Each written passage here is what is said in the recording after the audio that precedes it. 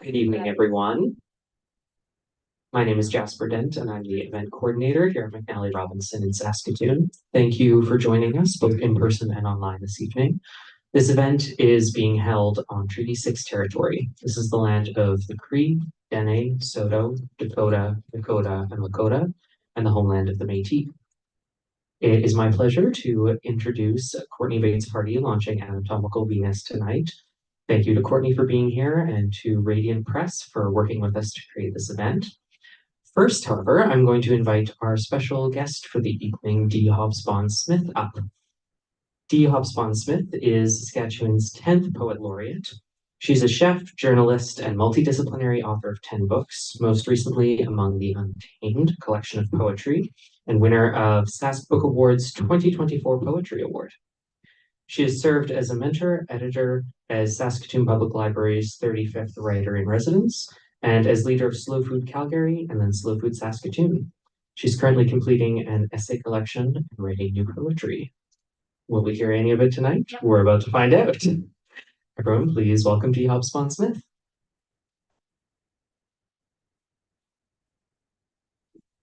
Thanks, Jasper. It's really a thrill to be here, and I was just tickled to get an invitation from Courtney. I have to say that, whoa, I'm losing the postcards.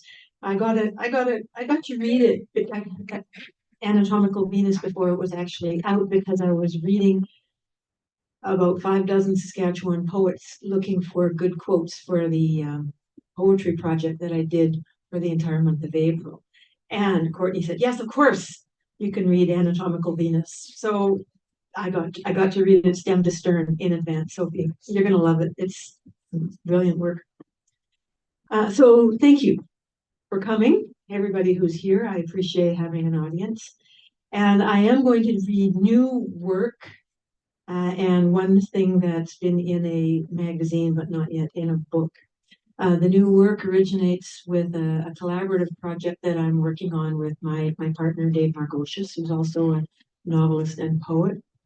And it took us years to figure out how to approach doing a collaborative collection. It was after Ariel Gordon and Brenda Schmidt's collection Sightseeing came out that we started talking about the format that they used, and we went, yeah, okay, that sounds like it. So we're not collaborating on each poem, it's a call and response form. And I chose to write form poetry for every single poem that I'm writing for this collection because I like puzzles and I have learned to love form poetry.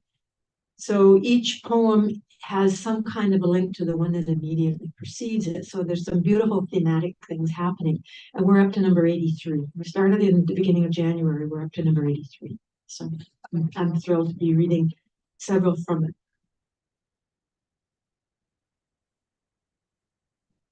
Images transmitted via drone above Gaza do not show the honeybee trembling on the lavender stalk as it searches for the flowers bombed into atoms, into dust. Nor do they show the ravaged soil set athwart to trembling, decimated by artillery attacks and explosions with blue hearts. We do not see the green and ripening olives in their delicate tremble, fearful to tumble to the arms of the waiting, despoiled soil. Nor do the wheat heads and clusters of seeds set to ripen tremble in the gust of wind from the landmined fields. The early grapes on the vine, pickers nowhere to be seen, the tremble of latticework bombed from beneath the grape clusters. The honeydew melons and cantaloupes crushed by trucks, in their trembling the bruised flesh that no longer contains the coolness of the morning. Images transmitted by drone above Gaza do not convey the earth trembling, nor the sheen of weapons of war in the Mediterranean blast of sunlight. They do not reveal the battle madness that has painted the faces of the trembling women, the babies, the children, with blood. And that was a ghazal.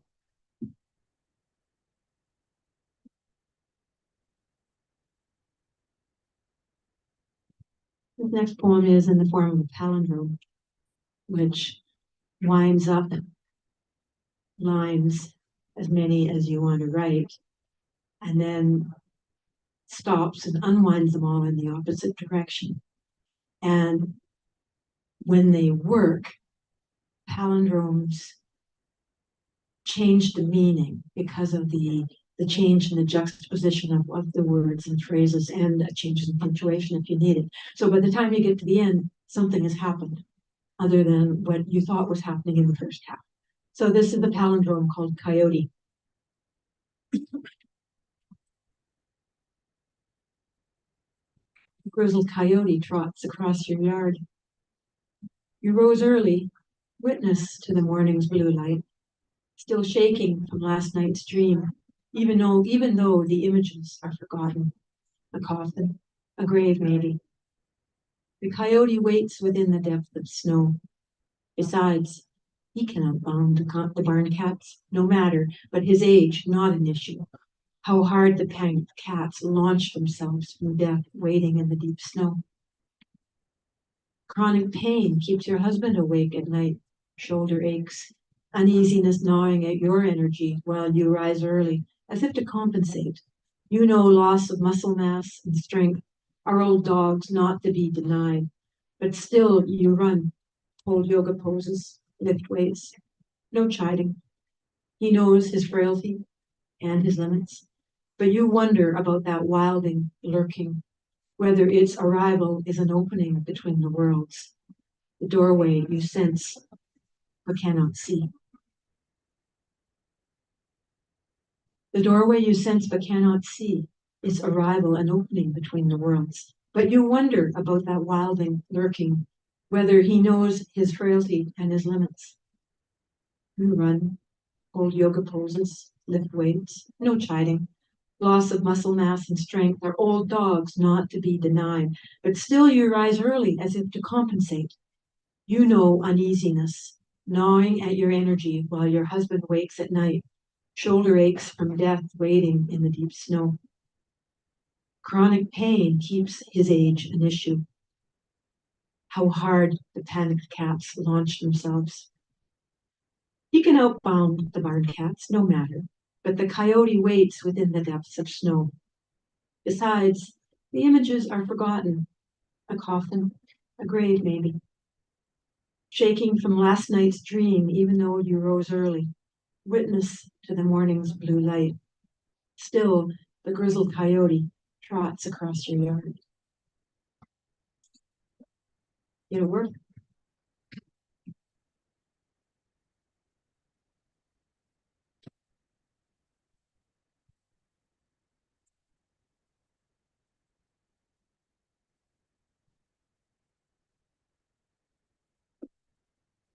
All right, now this poem is not part of the sequence.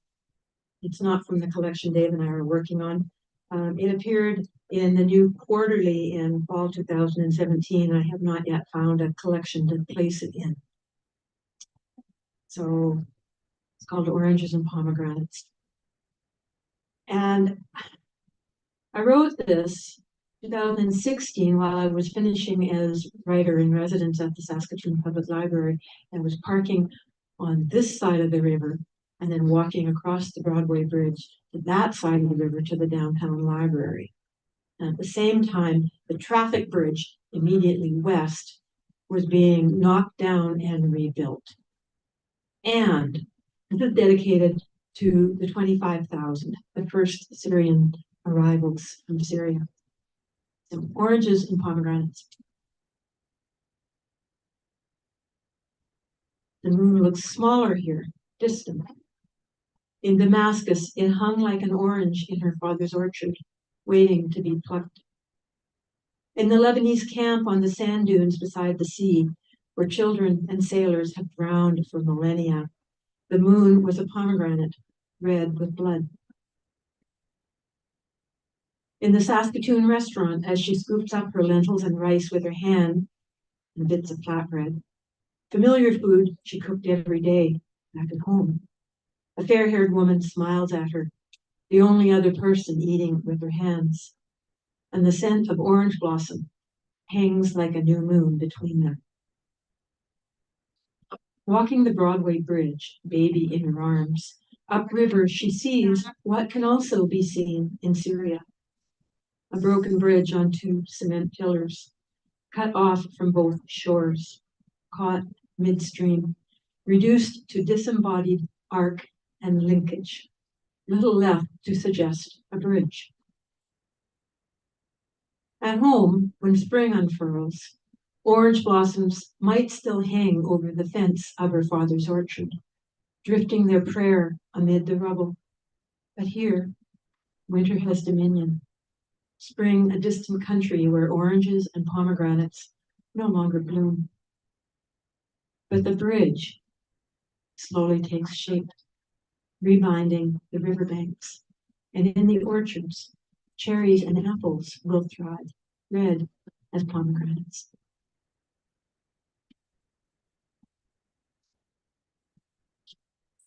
Okay, and I'm going to conclude with another poem from the collaboration that Dave and I are working on. And this is an anaphora, where it starts with the same phrase or word, either sentence or stanza. So that it front loads, instead of having rhymes, which I am allergic to, it front loads the emphasis on the beginning. And this is called Rumi's Flame.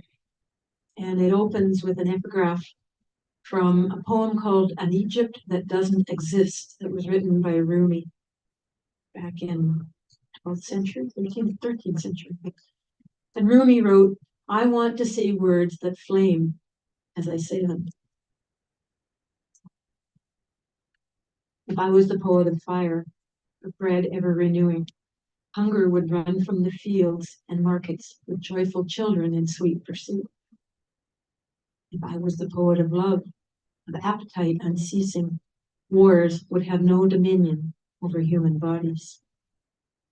If I was the poet of water, of rivers unending, desires would be appeased forever. If I was the poet of wind, with breezes swifter than Arabian mares, the sweat on women's brows would vanish, and teething babies would gnaw cheerfully on my cape. If I was the poet of cakes, of sugar cracking like true hearts, bitterness would flow from the rivers in shame and dissolve. I was the poet of earth, of soil so healthy that the smallest seed would bloom, dust would be homeless, and famine would return to the heavens. I was the poet of hope, of butterflies and honeybees. Men would lay down their semi-automatics and disarm their drones. If I was the poet of sunlight, of rainbows lying in wait to make school children smile, sadness would take its turn at arcing the invisible spectrum into sacred halos.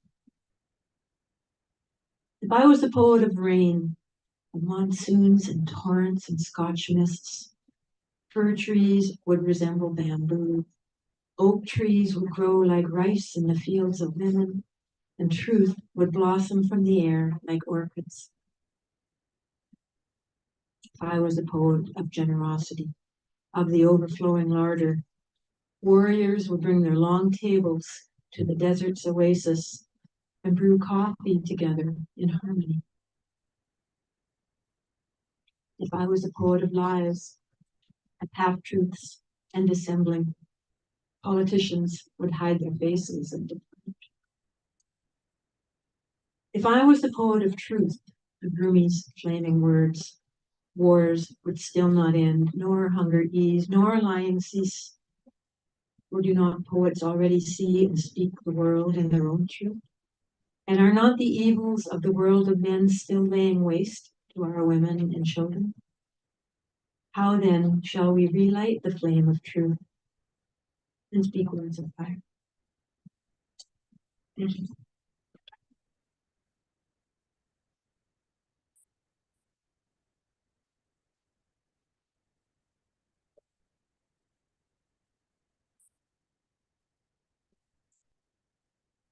Thank you so much for that beautiful reading, Dee, and I'm excited to see the final form of your and Dave's collaboration.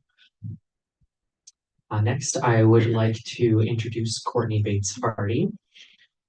Courtney is the author of House of Mystery from ChiZine Publications. ChiZine, I actually don't know how to say that. ChiZine. And a chapbook, Seafoam, from JackPine Press. Her poems have been published in Grain, Vallum, PRISM, and CAROUSEL, among others. She's been featured in Best Canadian Poetry 2021 and nominated for a Pushcart Prize. She's queer, neurodivergent, and disabled, and one-third of a writing group called the Pain Poets, which personally I think is one of the best writing group names I've ever heard. She lives in Regina, Saskatchewan, but is here with us tonight. Everybody, please welcome Courtney.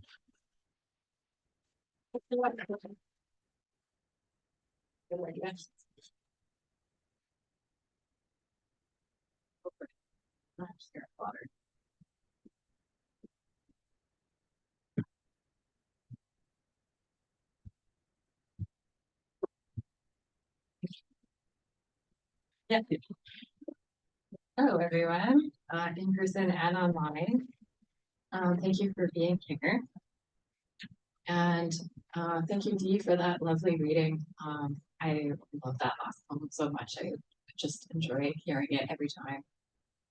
I also want to thank Macaulay Robinson for organizing this tonight, for so kindly rescheduling me after I was sick last time. I also really appreciate the fact that you live stream these events. I think it's so important and so useful for people to be able to have that access. Okay, so I'm very excited that my second book is out after a very long time spent working on it. It's called Anatomical Venus, which I named it after an 18th century wax anatomical model. And they were called Anatomical Venus because they were fully dissectable. You could lift off the abdominal wall, you could lift out all of the organs underneath. And they were used to study anatomy before refrigerators existed. They were also created to look quite beautiful. Often they would have long flowing hair, they'd have pearls around their necks, blushing cheeks. They would look as if they had fallen into a swoon instead of being dead. So they made death easier to study for doctors at the time. And it took me a while in kind of researching and writing the book to realize that I really identified with this figure. I've been in multiple car accidents, and it caused some issues with the nerves in my neck and shoulder. So I experienced chronic nerve pain, and most people don't know this about me. I often hide it, and it was this kind of contradiction that I really liked about the Anatomical Venus, this contradiction between beauty and pain and pleasure and death. So I'm going to start off by reading a poem called Floral Dissection, which I wrote in the spring, so it feels fitting to read it now, although it is still rather cold and windy. My heart is an exploded peony. Lilacs spring up in my guts. Each rib a delicate daisy. The petals touch just so. The air is heavy and sweet in my lungs. Those pink folded tulips. Two petals seal my lips as tiny buds bloom. A spiky line down my spine, one for each vertebra. My arms reach to pluck one honeysuckle and taste sweet nectar on my tongue. But I find my hands are made of leaves, each finger too green. The next poem that I read is called Knots.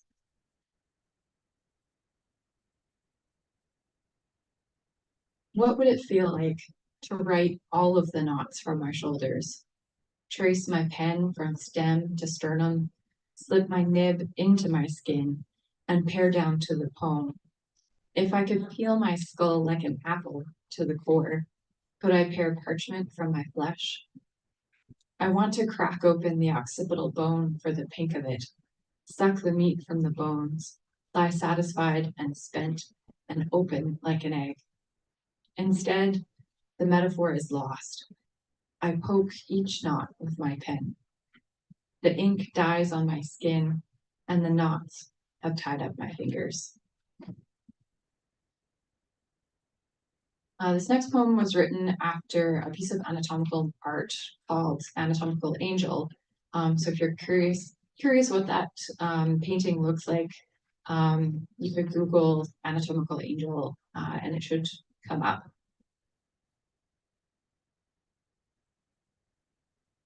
Your back is flayed open, but you zip up your dress to hold in the flesh. What can you do but keep moving? Doctors pluck you with needles and peel back your skin. One finger moves your muscles aside and pokes a rib.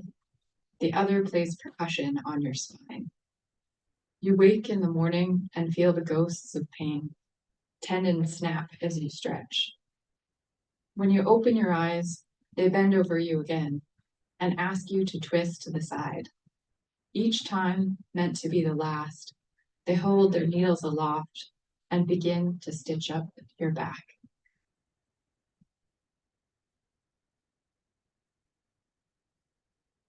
So some of you will probably recognize St. Peter's Abbey in this next poem, which I wrote while I was at our writing retreat there. It's called On Healing Redux. 2 weeks of writing and walking at St. Peter's in the middle of summer. Only bells and bird song, fearing God and the monks, and the life I have to go back to, where the cold is always coming for me, and the sun only lasts long enough for me to think I am sufficiently healed. I am ready. I am not going to burn out again, not burn out again. This time will be different or just the same in a new vocation. We don't heal just once. We heal again and again and again, 70 times 7, flesh to bone, and there is no escape until it's done.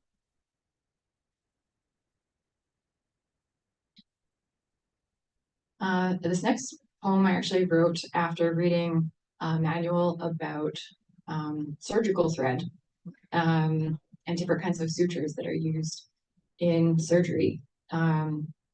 Research takes me to some strange places. It's called In Closing. Consider what stitch is best to heal the wound. A continuous stitch from side to side. The needle must take equal bites of flesh to ensure even edge alignment. Perhaps an interrupted suture, each section individually knotted, slowly tying what was torn. For closure to take effect, further injury is endured.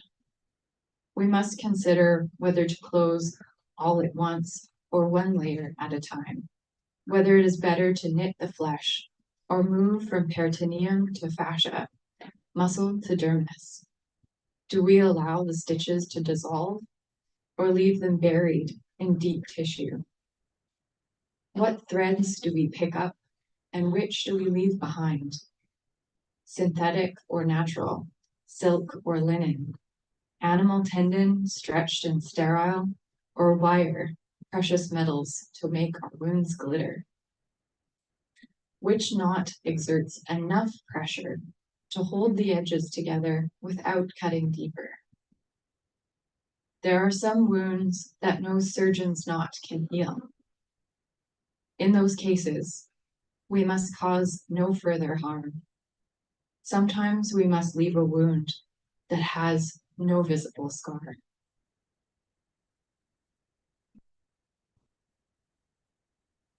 I'm going to switch things up a little bit and read a poem about my favorite monster. So there are a few monster poems in this book, and this is one of my favorite ones to read. It's called A Lepidopterist Speaks to the Shobijin. It's about Mothra from Godzilla. So the Lepidopterist being someone who studies moths, and then the Shobijin are small priestesses that attend Mothra in some of the movies.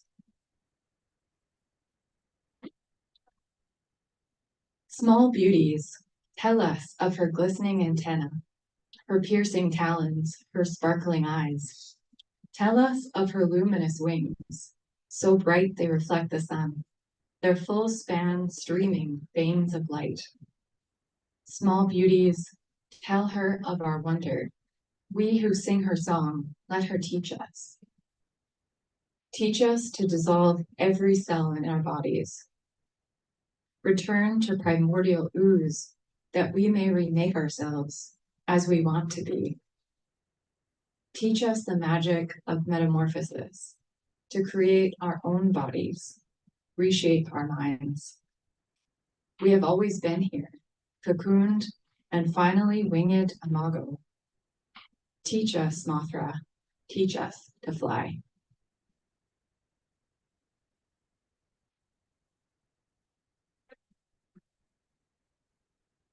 This next poem was written for my writing group, which is called The Pain Poets. And we named ourselves after this great book by Sonia Huber. It's called Pain Woman Takes Your Keys and Other Essays from a Nervous System. Really recommend it for people who are dealing with autoimmune disease or chronic pain. And this one is called On Living with Chronic Pain. Healing is not a cure. It's an oft-repeated lie. The nerves in my neck will never be what they were. Some days I will live with no pain, as if I didn't roll my car twice and walk away. Some days I will live with some pain, pain I pretend I don't feel while I work, laugh, even exercise. Other days, I am all pain, flames spreading from neck to shoulder to head, blocking out all the light in the room. I am a torch in the dark, burning alone. But the more I look, I see pinpricks of light in the distance. Here we are, they say. We are right here with you.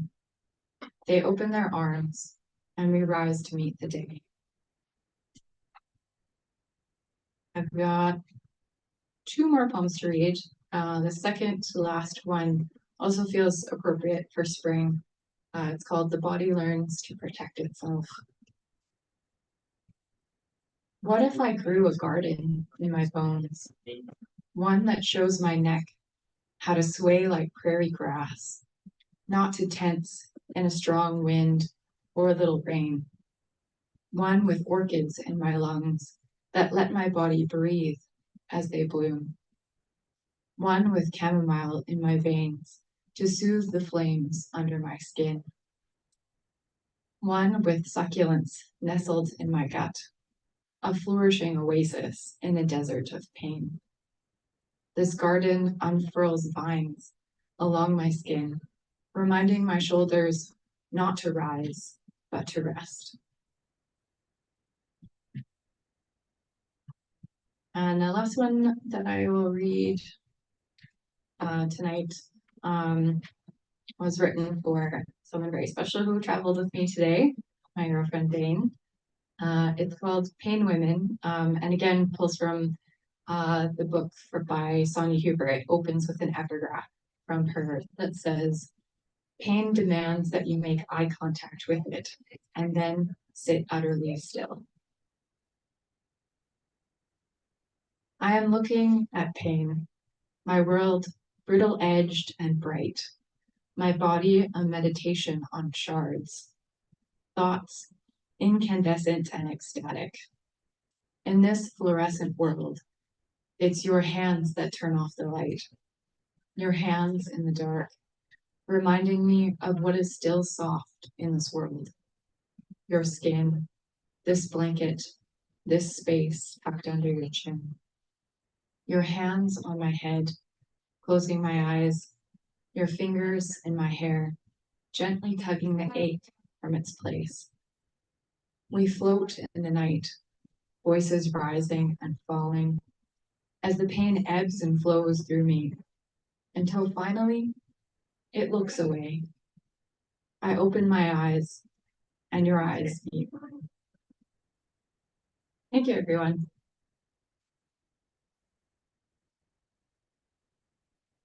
Yeah, a couple questions. Oh, yeah. Just go right into questions if there's any. I have two. Sure. First one was, can you please remind me what the title was of the third to last poem? Third to last. A Lepidoptera speaks to the Shobijin. Okay, I'll and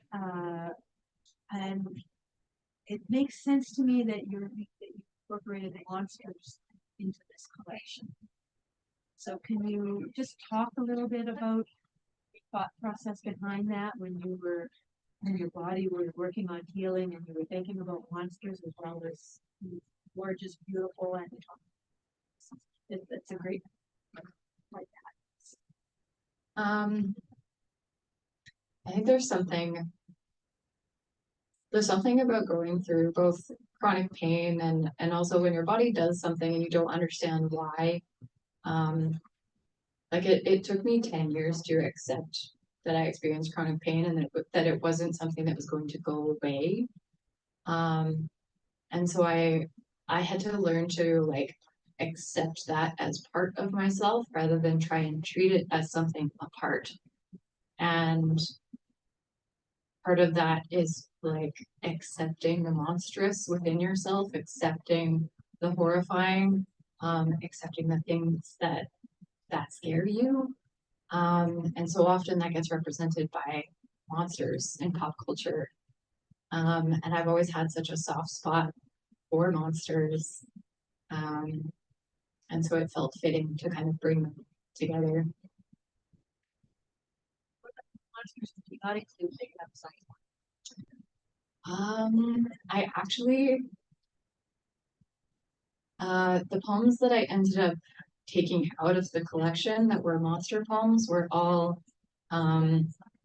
male monsters. They were more representative of like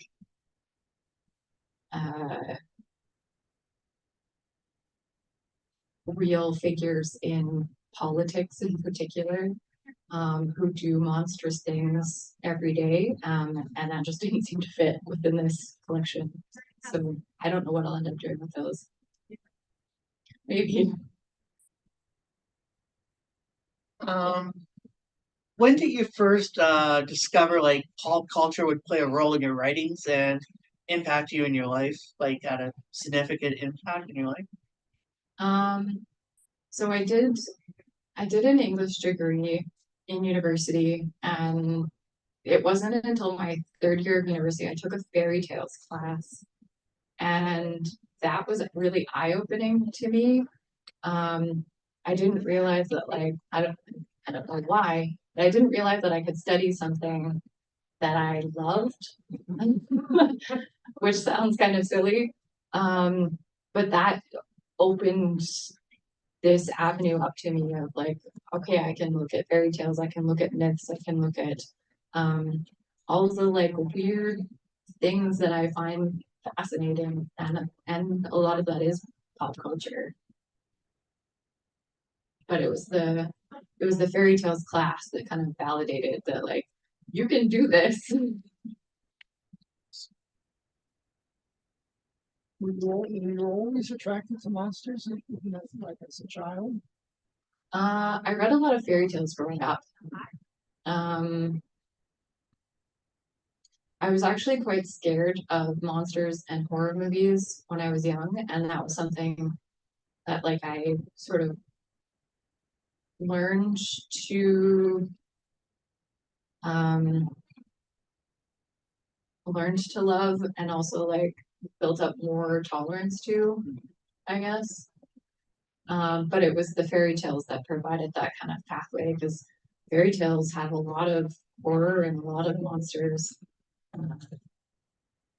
So that was kind of the gateway for me. There was a question back there. So to frame this the way I to say it, when you choose a Mothra as one of the monsters that you're writing poems about, is there any trans allegory in that, or am I just like reading into that? No, totally. I actually wrote that Mothra poem for a collection of queer monster poems. It didn't make it in, sadly. It got published elsewhere, so I was happy about that. It all worked out. But yes, that poem specifically was meant to be read in a queer way. What do you do when you have a writer's block, or like you have so many things going at once in your brain, and how the comprehend or kind of complex what you're thinking? Um, I guess there's kind of two questions there. So if I have writer's block, I've tried to learn to accept that as just part of the writing process, that I will have periods where I'm not writing as much. But usually if I'm not writing as much, it's because I'm doing more reading or more research, or I just need to give my brain some time to rest and like think about things. And then if I have a lot of thoughts going on and like can't pick things, it is really easy to get overwhelmed. But I really like free writing exercises for that reason, because you can just get it all out on paper and not worry about getting it down in a particular format or making it look pretty right away. It's just all on the page. I have a question. Are you working on anything else right now? Yeah. That sounds like a sin. That sounds very leading. That's actually the first time someone has asked me that. You're welcome. And now I'm like, I don't have an elevator pitch for this. What am I writing? I'm doing a lot of research on queer history.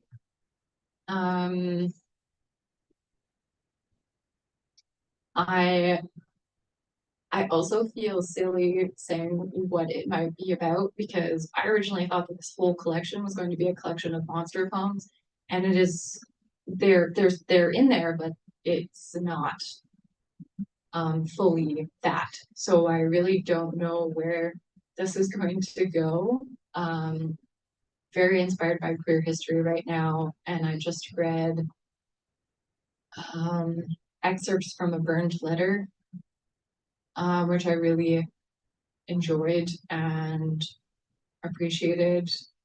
That format, epistolary poems, letters from like historical figures, but read in a queer way.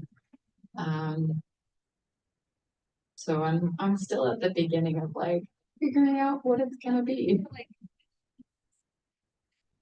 You write prose as well as poetry? The occasional like essay or nonfiction, but I haven't written a short story since university. If you could write a book about like anybody, who would you choose to write about?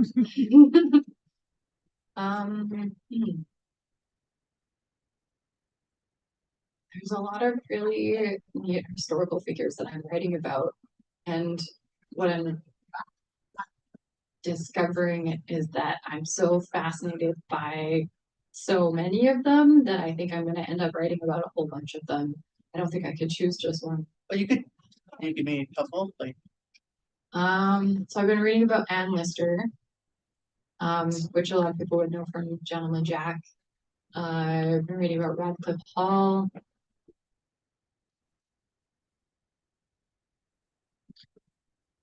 What else? These are kind of the two main ones I can think of off the top of my head. Otherwise, I'd have to like go through the Goodreads list. So my pop culture icon is wobbling. Gentleman Jack, question mark, and Lister, question mark? So Anne Lister was British woman who lived in, what was it, 15th century? 16th. No, yeah. But she is known as a diarist, so she wrote prolifically in her diaries and often quite frankly about the relationships that she had with other women at the time, which is very unusual for that time to have this historical record. So there was a TV show made about her called Gentleman Jack, and they use the translations of her diaries, because not only did she write a lot of diaries, but she also wrote in code, and the code had to be cracked and then translated in order to actually find out what she was saying. And it's kind of amazing that we have those diaries still, because they were found in a wall in the home that she lived in by a descendant a number of years later. And he contemplated burning them at first and decided not to. And then they were found again much later and then translated. And let's come back to your poetry that you write, accents. I do deal with but I had a bad injury to covered. So can you just talk a little bit about putting it on the page? It took me a long time to even realize that I was writing about my pain, because I started by writing about the Anatomical Venus and about different historical figures and monsters. And then it wasn't actually, I think, until Catherine Lawrence pointed out to me at a writing retreat and was like, you're writing about yourself. You're neither about you. And I was like, oh, okay, I have to go back. That's such a hard thing to accept. Again. And I had to look at the collection from that perspective in order for it to all come together. I think there was a part of me that was reluctant to accept that, or even to recognize that I was writing about it. Just because typically with pain, you want to box it up and put it over here and not deal with it. It's separate, it's abject, it's other. And writing about it meant that I had to take that little box and go, okay, this is mine.